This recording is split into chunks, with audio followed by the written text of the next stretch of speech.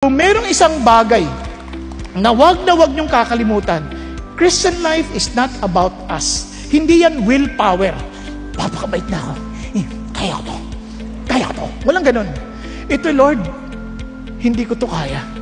I submit to you. I totally offer myself to you. I surrender to you. Not me, but Christ in me. At sinasabi ko to sa inyo dahil sa tagal ko ng Christian, nakita ko na to ng maliwanag. Yung mga pagtatalo ng, sabi ng Lord, magpatawad ka. Hindi ko to kaya. Lord, hindi ko kaya, kaya I surrender. Di ba? Pag sabi ng Lord, ano ka, mag-ehersisyo ka. Sahigaan na lang, Lord. Di ba? Pero Lord, not me, but you. Nakuha ninyo?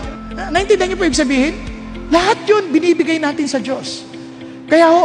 Kaya, dito natin naintindihan, mag-ano ka, umattend ka ng D-group. Doon pala sa D-group, talo na eh. Ang traffic. Ang dami ko pang gagawin. Lord, I surrender. If it is your will, not my will, but thy will be done.